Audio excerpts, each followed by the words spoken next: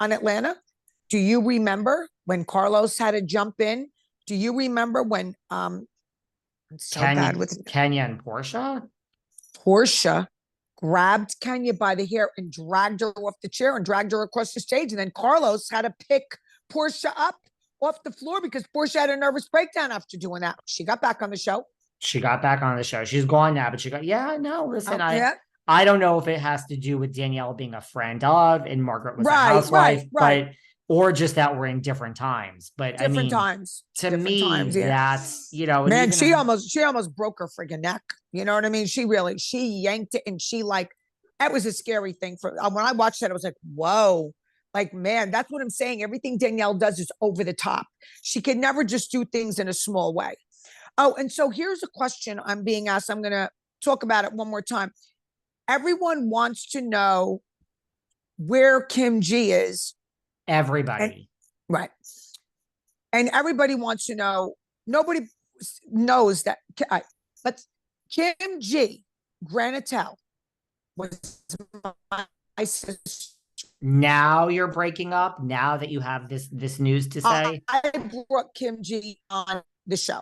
You have to repeat all of that because you were just breaking up. You're breaking up. I don't know what else to tell you. Kim G.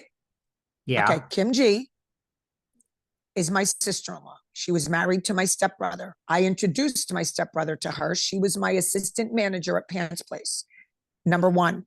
Number two, when Danielle wanted me to film with her, and I really couldn't film with her because of the situation, like Michael wasn't too thrilled with her behavior with his friends and all that.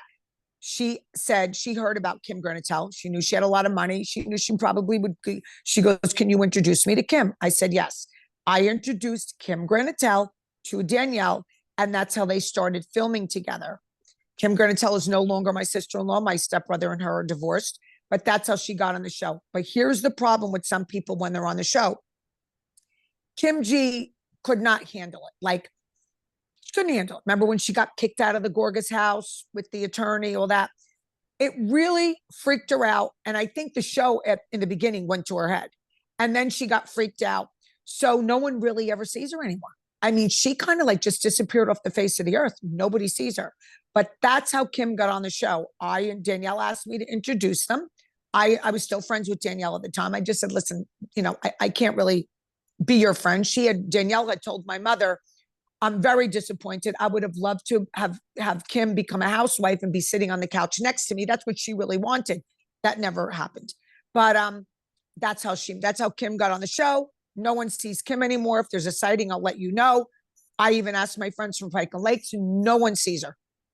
Okay, first of all, next time, because you wait to the end to talk about the best thing that ever we got to talk about. Next time we have to have some Kim G stories from you. I will. I promise. I mean, you save it to the end and now we have to go. But here's the other thing is I have had a Kim G social sighting in the sense that someone not this year, not probably 2022, all the years blend together.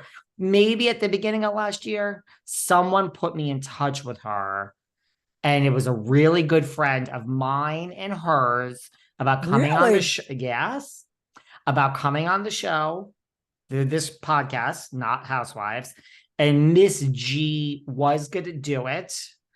And we never really got into, I think she was like, what are we going to talk about? And I was like, life, but also, I mean, honey, we have to mention the show.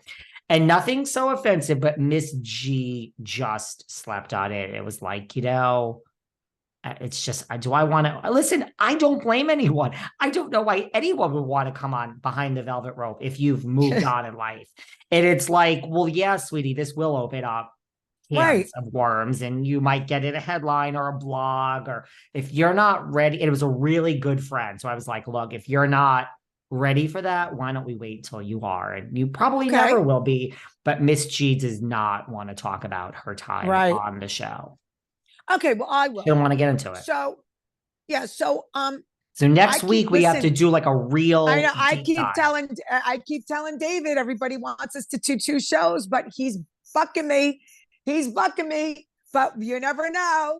I am not, but we have to figure out how it's going to work with Patreon. I I know you gotta, got so yeah, much going on. there's things here we have to, Okay. this is a real business here, Kim. Like we have to just I figure know it out is.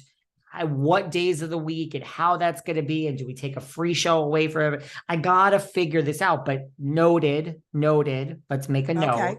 But next week, when we start, we need to spend more. You come with 2 Kim G stories, 2. Okay. All right. So, but listen, this week was a huge news week. So, I really have been backing off because I've been really crazy busy. I'm getting ready for the fashion show. And of course, David has me watching 1,000 shows and doing this and doing that. He's working me like a dog. With that said, and I had a lot of catching up to do because I was sick for a really long time. I went to a restaurant Saturday and I ran into a very good friend of mine, and her boyfriend was on Sopranos 9 episodes. He is a producer, director, and everything now. And we had talked about that I'm writing the book, and he was like, "What's the name?" I go, "My Life with the Big Boys." And the woman that he's with, they were high school sweethearts. They found each other later in life again. She knows a lot of my story. He goes, "Oh my God, I would love to get that book when you're done and do something with a series or a movie." So let's put it out there, guys. Let's put it out there. But you know what, Kim, as we wrap up and say goodbye, you have to finish the damn book. I know. I called my publisher. I have a 6 o'clock talk with her and the writer. So I'm starting again big time. Remember, she has not stopped writing. Okay. She just went through a divorce. She's getting, but like we had a little, we were full steam ahead and then we had some issues. But now I'm going full steam ahead because I'm really going to push for April, May. So, and now that he said that, really, listen, I don't know if that would ever happen if my book, but he was very interested in it. And he's like, let's go, get this thing moving. And let me shop this around. I'm like, let's do it. Let's do it, David. How great would that be? So, I'm all for it. I know you are.